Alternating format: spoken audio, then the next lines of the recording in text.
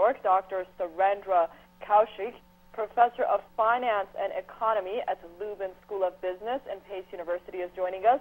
And in Washington, Inez Bigalone, Hispanic American Institute for Economic Research. Welcome to tonight's Four Corners. To both of our guests, both in New York and in Washington. Let's start in New York with Dr. Kaushik. This is the 4th annual meeting of the North American leaders. The question that many are asking right now is how important are these meetings in bridging understanding between the three sides? Well, it is very important because, first of all, it signifies that these three very important leaders are meeting and talking. And in today's world, that's a significant achievement right there. As you just reported, that this is their 4th meeting, so it's significant, and it underscores many issues that are important to all three countries, be that trade, be that environment, be that employment, and so on, a whole host of issues, because these three countries constitute one of the largest trading blocks or trading volume in this world, something close to approaching 1/3 of the U.S. trade with the whole world. On top of that, of course, these are bordering countries and huge countries. So immigration, migration, and security, all sorts of issues come up. So once you look at this whole spectrum of issues and the significance of North America, it's very significant, as to my first point, that these leaders are meeting and talking with each other, which I hope can be extended as they try to around the globe.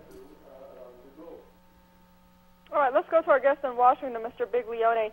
Do you think that this meeting is more symbolic, or does it have great significance after all?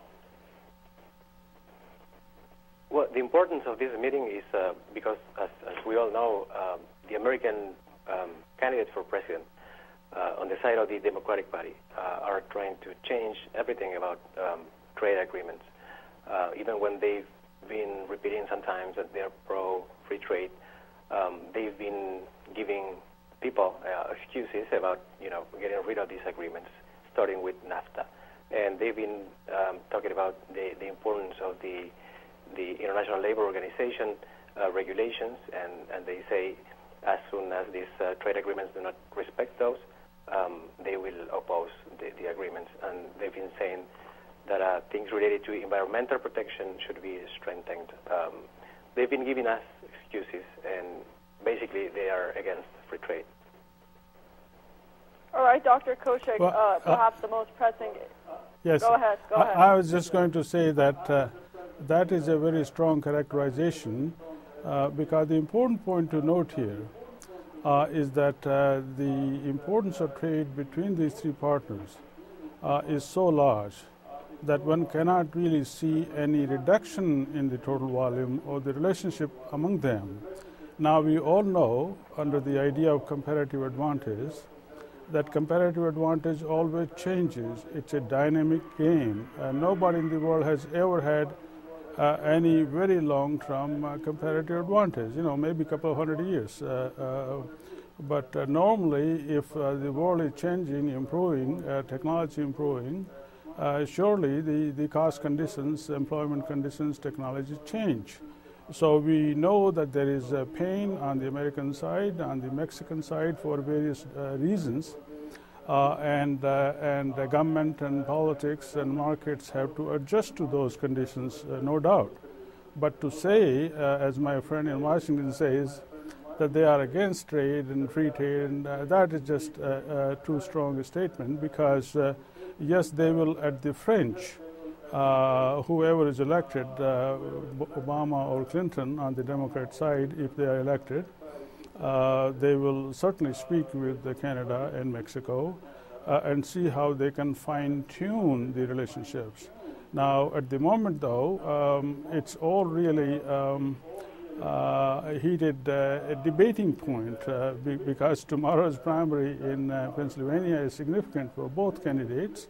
And of course, they would like to get the labor labor vote. Remember, in a country at the top of the world, the workers or families in Pennsylvania and similar states are making only $40,000 per year, and that is family, not individual. So the issues are very real.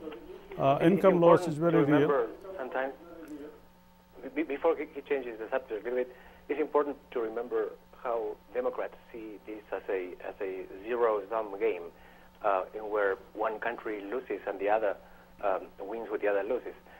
And sometimes the important thing, I mean, that's what the White House been telling the world, substituting international aid for free trade agreements. This is like a win-win situation all the time. No country will sign these bilateral trade agreements if they're both not getting benefits. And at the same time, it's important to see the role of the American trade unions, funding the Democrats going against trade agreements. It is not sometimes about poverty, but it's about the lobbying power that these trade unions have. Yeah, but the lobbying power is very small right now, and that is why these issues are important in states like Pennsylvania, because the percentage of U.S. labor force, percentage of manufacturing U.S. labor force is shrinking, and now maybe around 12-13%, somewhere there, compared with what used to be 30 years ago, 40 years ago, around 30% or higher.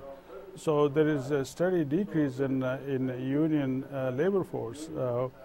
So their importance, and in terms of the pocket size, is less. But in terms of the voting population, surely they remain important. And it's not a zero-sum game. Democrats have generally been, in the last 60 years, more for trade, and the U.S. does have more open trade and actually been the leader of more open trade. But these are temporary short-term adjustments, I agree, which will be needed, and which these leaders have indicated they will speak to Canada and Mexico about these issues. All right, but let's see how the leaders have reacted to these comments made by these Democratic contenders. The three countries, after all, do share the largest trading partnership in the world with a total of $1 trillion a year. Mr. Biglione, have the leaders really said anything regarding this criticism of NAFTA? Well, the leaders have been portraying the success, as you said. In 1994, the three-way trade was $290 billion, and right now, for the end of 2008, the estimate is to be $1 trillion. The thing about trade agreements is, it is not something that push you to trade with another country. It is something that allow exporters and importers of the signing countries to have the chance of exporting or importing trades and services among the signing countries. That's the perspective of Senator McCain, the candidate for the Republican Party. At the same time, as I said before, the Democrats have been saying, okay, we agree, trade agreements are not bad, but they've been giving us excuses. For example, the case of these environmental regulations that they want to get. It's interesting how Al Gore been carrying the flag of the eco-protectionism and the environmental protection, and at the same time, it's a clear case of do what I say, but not what I do. Whenever you check out his personal expenses, the amount of energy, the amount of electric power his own house consumes in the United States, in the Malibu weekend house he has. It's really interesting to see how they behave personally and what do they expect other people to do. Same thing with the regulations of the International Labor Organization. The Democrats want signing countries to respect those regulations, even when the United States do not respect them. So everything sounds like excuses. They are just getting more time. They are just negotiating to not actually pass trade agreements. All right, Mr. Biglione, what you're saying right now is all of this is perhaps part of an entire campaign process for the White House, right?